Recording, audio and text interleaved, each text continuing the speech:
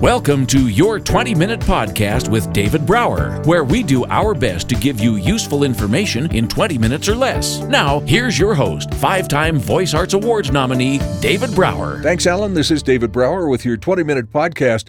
Our special guest today, Dr. John DeWitt. He's a former NFL player who studied to be a chiropractor specializing in concussions and brain health. And he's gone on to write books, create courses, develop supplements. He's spoken at prestigious institutions, including Harvard University. And you got this concussion thing going on. You're like beyond passionate. Welcome to the show, Doc. Thanks, I appreciate it. It was one of those things where when the movie Concussion came out a few years ago, I wasn't really 100% sure that I wanted to actually see it, and because I was concerned that I might be in trouble. But then I finally watched it and said, all right, well, what kind of research can I do to figure out exactly what is going on? And then my father got diagnosed with early-onset dementia, and that was the final push. It was just like, all right, I need to figure out this whole brain thing and how concussions can be associated with this. And people ask me all the time, well, how many concussions did you have? And I said, well, technically, if it was a concussion, I wouldn't have known that I had it, but Right. I probably had 4 or 5, and I remember times when you get knocked out or kind of get your bell rung, like they say, and so it luckily didn't have anything too traumatic. When I was in high school, there was a guy on the team. He was a smaller guy, but he just loved to just throw his face in there and really hit people. And he got 4 or 5 concussions every season, and finally his junior year he decided he just didn't want to do it anymore. And wow. I think that was probably a good decision. I hear you. Well, you played 12 years in the NFL, or various leagues, including the NFL. And right. So how did that, let's do a little bit of backstory on that. How did you go from high school to college to the pros? What was your journey like? Well, it was very unique. I walked onto the football team at Vanderbilt. They told me that I was too small, too slow to play in the SEC, and I said, oh, okay. And so I went in and just dedicated everything I did to getting that scholarship. And my parents told me, if I didn't get a scholarship, they couldn't afford to pay for me to go to school there. Right. And after the first semester, the postseason meetings with the head coach was Watson Brown at the time. And he said, as far as we're concerned, you're on full scholarship. And I had him write my parents a letter for Christmas, because that was in November. And I had him write a letter, and I gave it to him under the Christmas tree as a Christmas present. Wow. And, the letter said, congratulations to you. John has earned a full scholarship to Vanderbilt. We think the world of him. And, that pretty much stopped all of the opening of gifts for that morning. I pretty much got goosebumps on that one, man. That is so cool. Yeah. That is so cool. Yeah, my dad was crying. I'd never even seen him cry before. I was just like, whoa, okay. And he just started calling and interrupting everybody's Christmas morning festivities, telling everybody. It was kind of funny. That is cool. Then after Vanderbilt, I went to the 49ers. I had a tryout with them, but this was back when Reggie White was the typical defensive end, and okay. I was definitely not that size. I was about 245 pounds soaking wet, and so that didn't work out. I went back and coached my high school team, was an assistant coach for my old high school team. Nice. For a year, and then I went to one of these things that they used to call it scout camp. I don't know what they call it now, but you paid like $100. And they would have scouts from all different leagues there, and they would record you doing drills and whatnot, and they'd send it out to all the teams and see what happened. And that was kind of a funny story, too, because that was in Plano, Texas.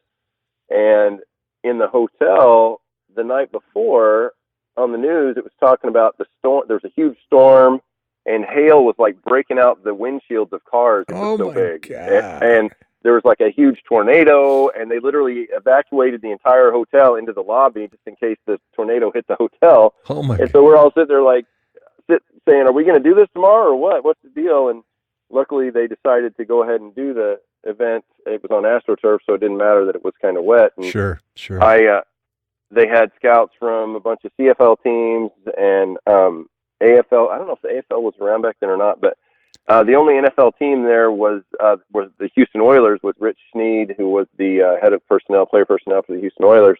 And so when I weighed in, that was always a big issue for me, was making sure that I weighed enough.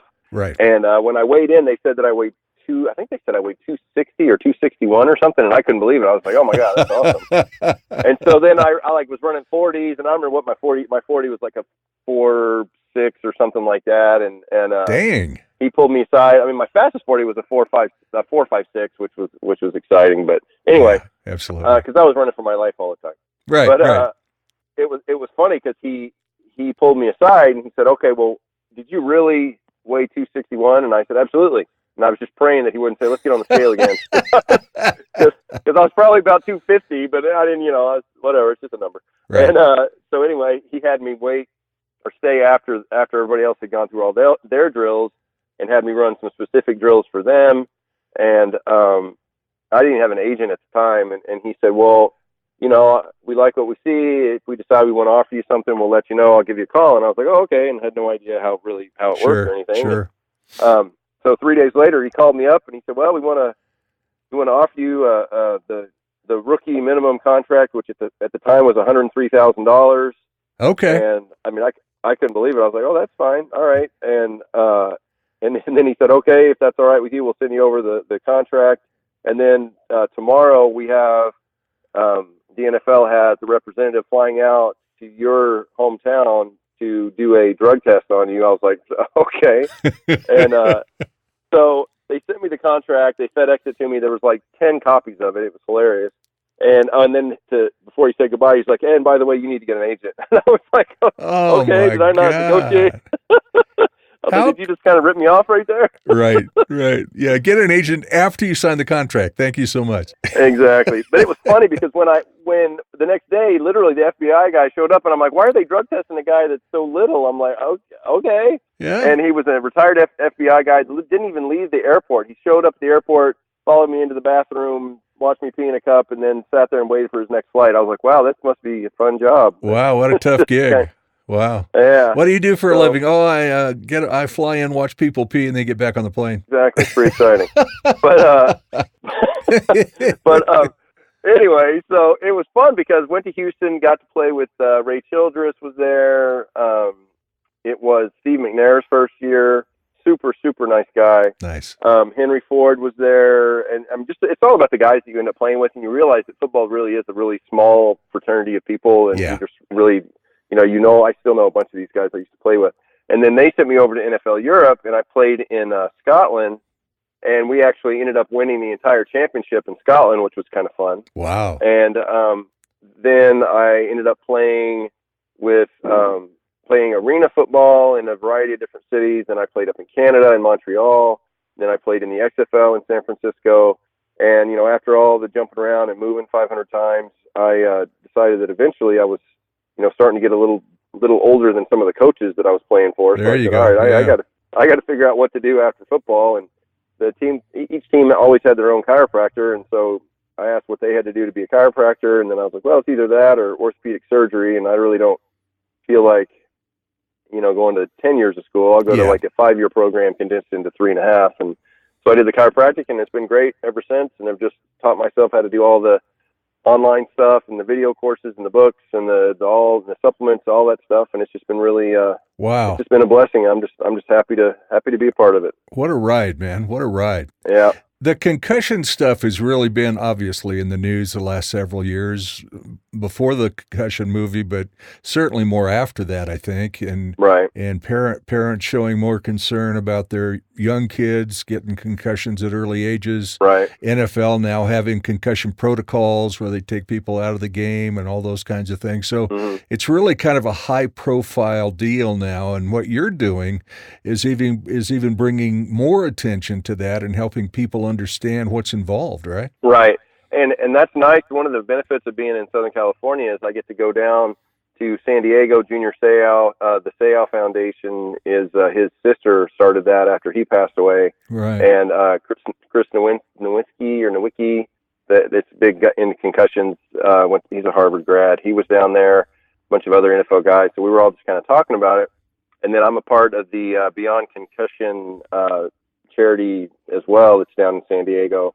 And just I get people calling me, especially guys that I used to play ball with, even way back in high school, that'll be messaging me on, social media. Sure. And they'll say, I've got everybody in my neighborhood scared to let their kid play football. I seem to be okay. I don't understand why they're all freaked out. And so, I mean, they don't even do 2-a-day practices anymore in the summer, right? Just to be, and so that's going to be interesting to see how that plays out as far as the years go by, to see if it kind of diminishes the quality of play in the NFL as well. But I mean, at the same time, everybody will be diminishing at the same rate, so you might not even be able to tell. But maybe it was a bad thing that we ran so much. That's true. I don't know. But one of the things that I realized in my research is that if you prevent you have the younger kids, they play flag football or they don't do full contact football until they're over the age of around 13 or 14. Yeah. And the chances of them getting the CTE is dramatically less. So you get all the reaction time, you get all the same stuff if you play flag football. So I just encourage people just to let their kids do that until they're old enough to kind of be not so concerned about the safety issues. Because at the same time, there's a lot of people and a lot of families that the only way their kids are going to go to college is if they get a scholarship, because their families just can't afford it. Well, yeah. And so that's a really important, not only college, but that's their only opportunity to get out of whatever, situation they might be in. So I think it's important to keep them safe, but at the same time be realistic and know, there's going to be people that want to play regardless. And and the other part of that, I think, is, back in my day, we're out riding bicycles, we're playing flag football, I'm playing, full contact football in the 6th grade, but we're all outdoors, we're all having fun, we're all knowing everybody who knows everybody, and so to have these kids to be able to have that outlet to get away from screen time with TVs and computers and all that kind of stuff, I mean, that in and of itself, that piece of it's really healthy, right? Right, and that's going to keep the whole community healthy too, because I mean, that was my favorite thing. I grew up in Arkansas, and my mom was always like, you got to get out of the house, or just get outside. And so I had to go climb trees and just run around and just explore and that kind of stuff. And now, I mean, everybody's just on their phones. They have 6-year-olds that are that have phones all the time. It's like nuts. I'm like, how are they going to learn anything about how to move and be healthy and functional? And so it's just going to lead to all kinds of just bad health issues if we don't get people out there doing something. And no question. I definitely think that, just running around doing the flag football and things like that is important. So you've got a lot of things going on. I mean, I'm looking at the Amazon site with your books. You've got a free webinar that runs, I think it's on the hour every hour, right? Yep. That's the concussion class, talks about concussions. Yeah. And I have another one that talks about natural vision correction as well. So fascinating stuff. How do you put on and it's a free webinar and it's loaded with information, and how do you do that? Do you just, here it is, sign up, let's go? Yeah, people just put in their email address and they get notified when it starts, and it has a little countdown timer on there, and then it starts, and any questions they can post in there, and if I don't answer it right away, I get an email about it, and then I'll answer it later. Nice. So, and that's at concussionclass.com, right? Yep, that is correct. All right. So if you go to concussionclass.com, folks, the webinar, I mean, there's I think about a 4-minute introduction that you do that talks about what the webinar is going to be like, your experience, those kinds of things. So if nothing else, go to concussionclass.com and spend 4 minutes and go, and it's free? Okay, I'm going to sign up. Because we don't know what we don't know a lot of times. And especially as parents, we want to be protective of our kids, which means we're going to overreact if we don't know what we don't know. So getting parents more educated is obviously a big deal too. Right, absolutely. You've got the CDC-approved 6-step protocol for assessing concussions. You understand what coaches and parents go through. You've got brain-specific nutrients that you recommend. You've done over 100 research studies on how this stuff can help people and reverse symptoms of concussions. I mean, this is big-time stuff. It's very, very detailed and a lot for people to absorb. Right, and it's interesting, too, because I know back in the day when there was a possibility that you could have had a concussion, one of the main things was don't let your kid go to sleep if you think they had a concussion. I remember that, because the big fear was that they would go to sleep and then maybe slip into a coma or something. Right. But that's just the opposite. We realize now that rest is really important for the brain.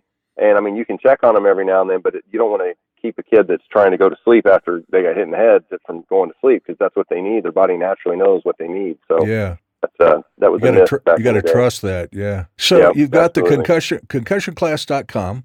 You're on Facebook, My Brain Med. You're on Twitter, Brain Med. You're on LinkedIn, Dr. DeWitt, Dr. DeWitt. You're on Instagram, Brain Med. And then you go to the Amazon site, and you've got a ton of books out there that you've written on vision and food and golf, and you got a lot of stuff going on there, man. I've been busy.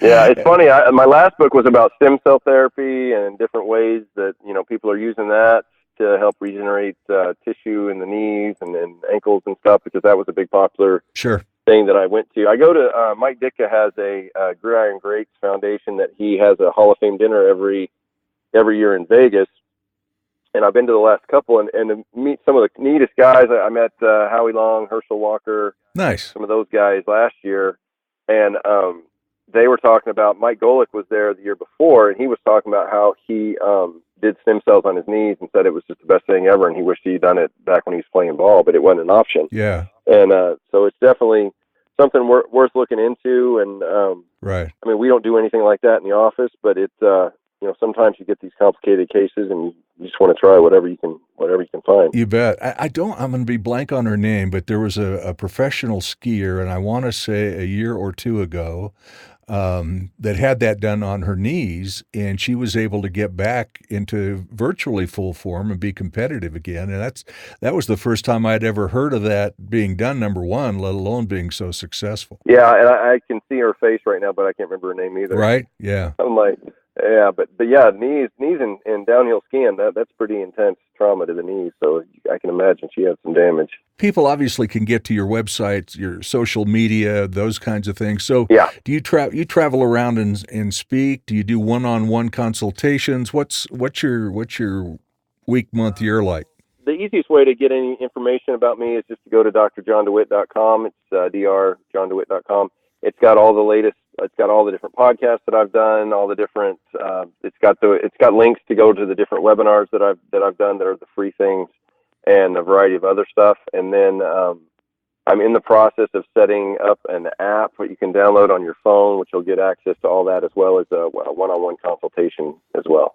Nice. So you are out there and accessible, to say the least. Yeah, doing the best I can, trying to help. Good for you. Good for you. So drjohndewitt.com, and that'll take you right to the homepage. And again, there's another video there, about 5 minutes or so, where John talks about his story. You talk about improving vision naturally with clearer vision challenges and nutrition and 20 foods for clear. I mean, you're studying all the time and then passing all of that stuff on to people, huh? That is correct. Terrific. So you've got, for, I guess. Right?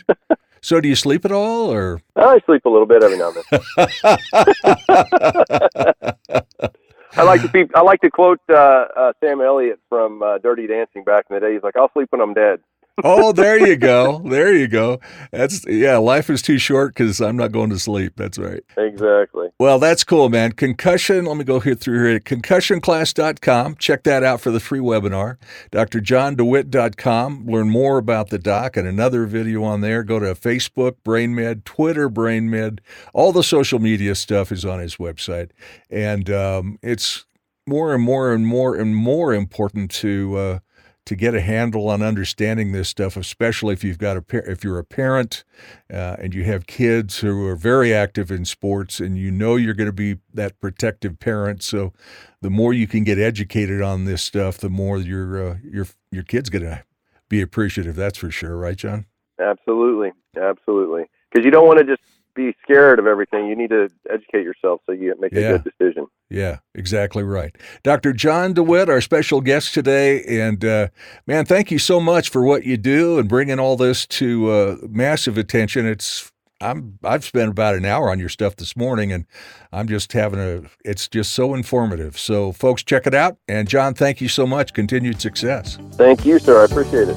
Listen to your 20-minute podcast with David Brower on the go. Downloads are available on YouTube, Twitter, Facebook, iTunes, iHeartRadio, Spotify, any podcast app, and on our website at davidbrowervo.com/your20-minute podcast. Until next time, thank you for listening.